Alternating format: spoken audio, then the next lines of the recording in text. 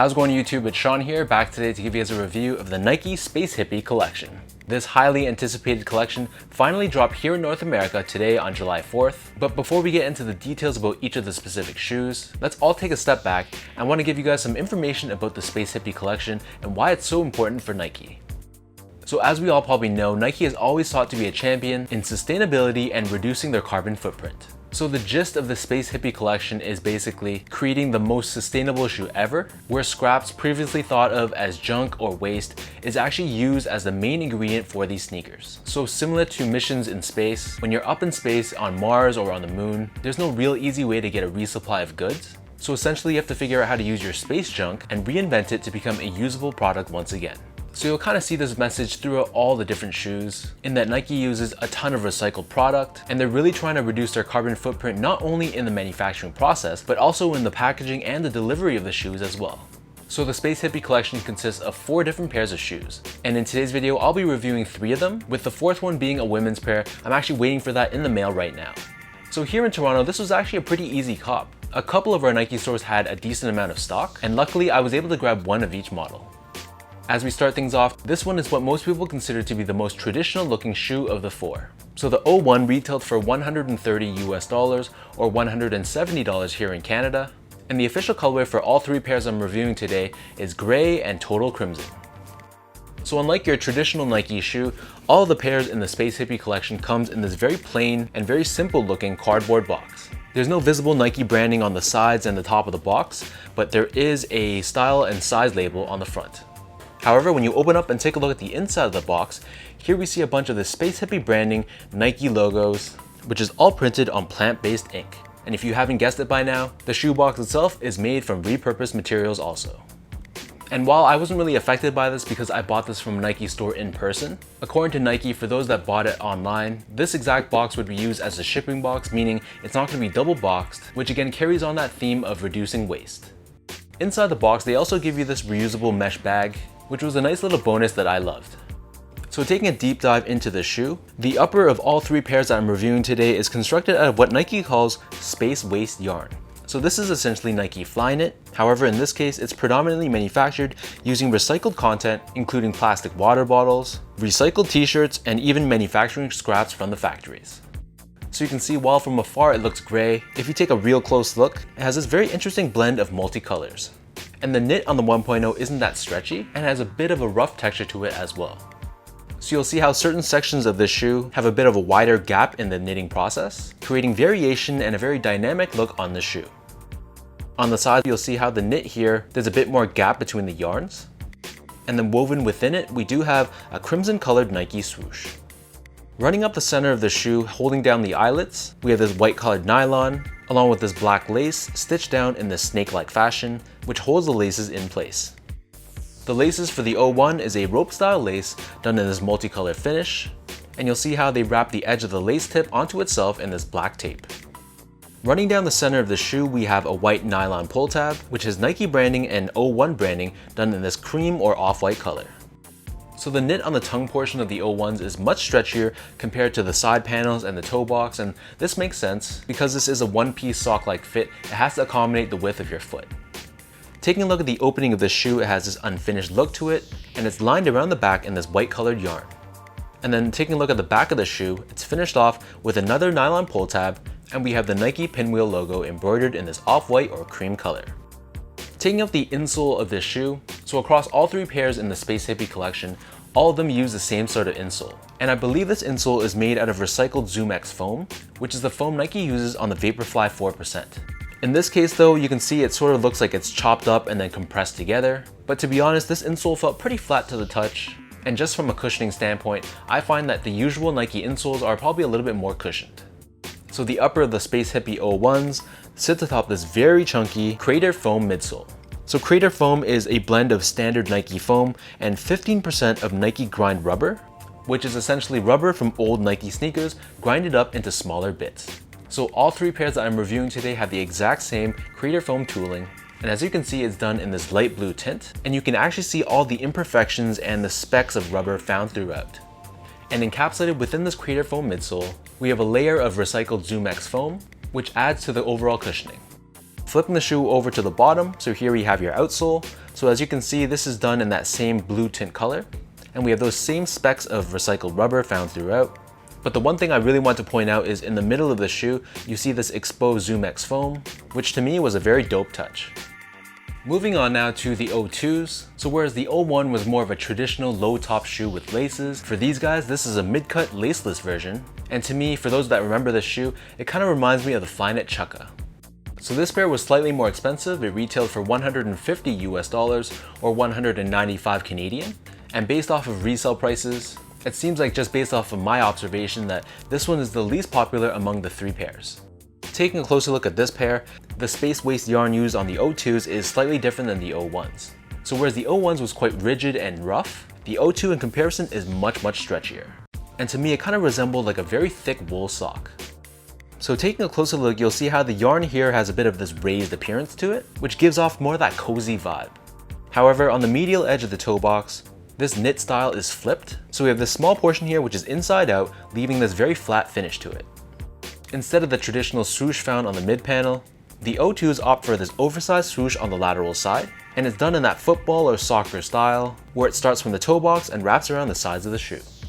On the bottom of the side panels of the shoe, you'll see this sort of grid pattern, and this section is actually reinforced with a layer on the inside, which gives you structure and support, which is much needed for a laceless shoe.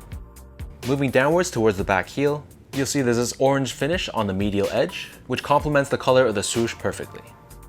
Running down the center of the shoe, similar to the O1s, we have this white nylon strap, and again we have this Nike branding and O2 branding done in this cream or off-white color.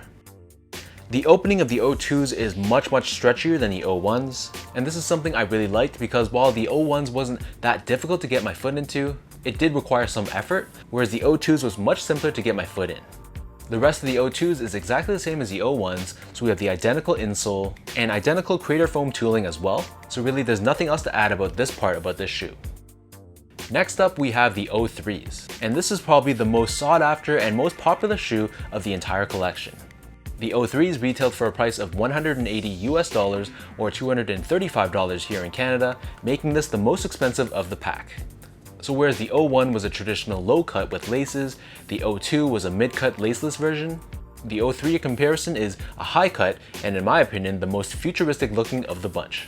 When I first saw pictures of the collection, the first one my eyes went to was the O3. It just looks really futuristic, almost like a moon boot, and has a bit of that Back to the Future Nike Mag vibe to it as well. Jumping straight into this one, so the space waist yarn on this pair is very similar, almost identical I'd say, to the O1. It doesn't stretch much at all, but the knit pattern on this shoe is different. So on the outer edges of the toe box, you see we have hits of white yarn intertwined throughout, but this only covers the outer edges. Right in the middle of the toe box, we have a Nike swoosh which is embroidered in a combination of crimson and black, and this shoe is also done in this one-piece booty-like fit. So we have running down the center of the shoe, this extra knitted material which sort of acts like a shroud. Running down the center, we have that white nylon pull tab, once again with Nike branding and O3 branding done in this cream or off-white color. And definitely the most interesting part about the O3s is the utilization of the Nike Fast Fit system. So this was found on shoes like the Air Jordan 33, and basically how it works is you tighten the shoe by pulling on this orange cord in the middle.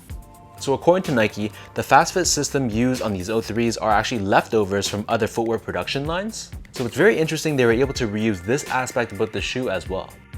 So you see on the mid panel of both sides of the sneaker, we have this cream colored plastic piece which protrudes out of the midsole, and this gives you structure and support on the sides of your feet.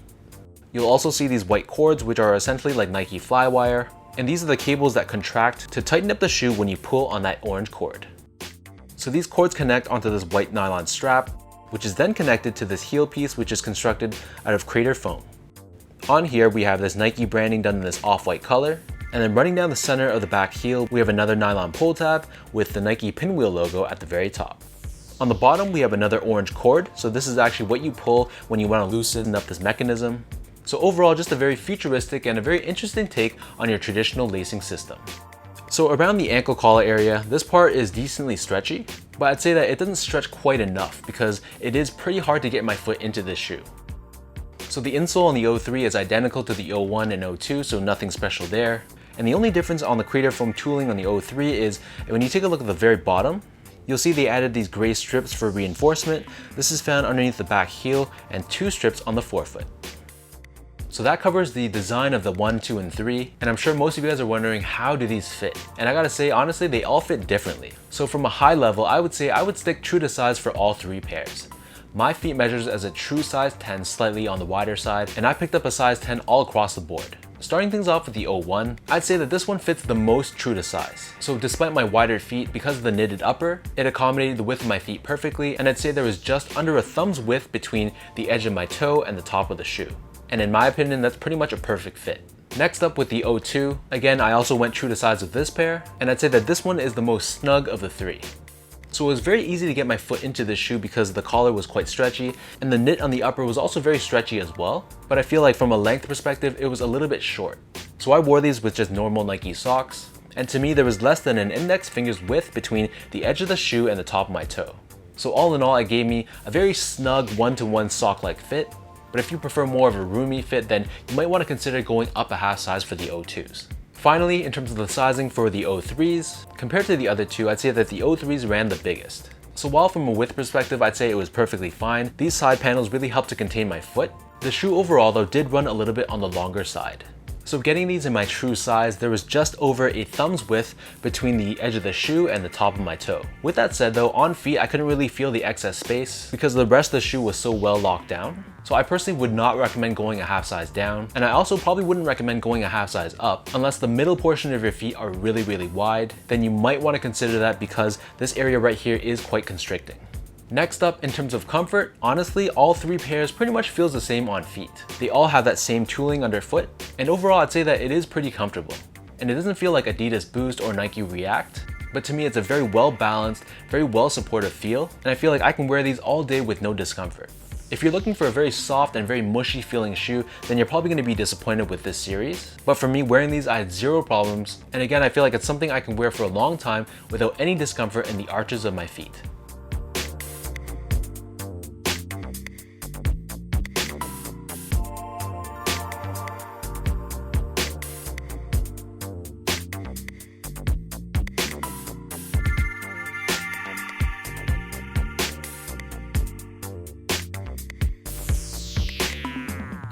With all that being said, now let's lace up all 3 pairs and I'll show you guys how these look on feet.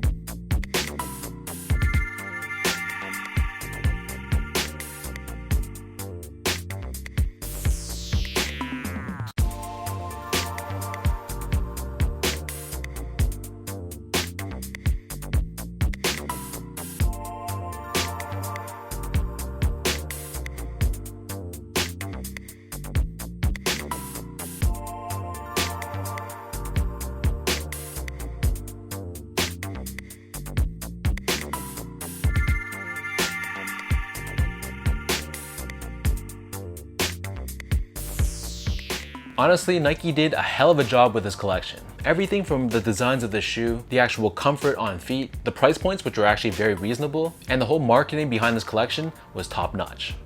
If you're watching this video, you probably love buying shoes just like me, and buying this collection, it felt like I was doing something better for the environment and supporting a pretty good cause.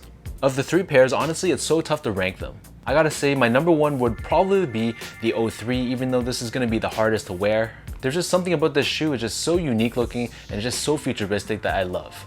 Next up, this one is very tough. I don't know, I think I gotta give the edge to the 01s.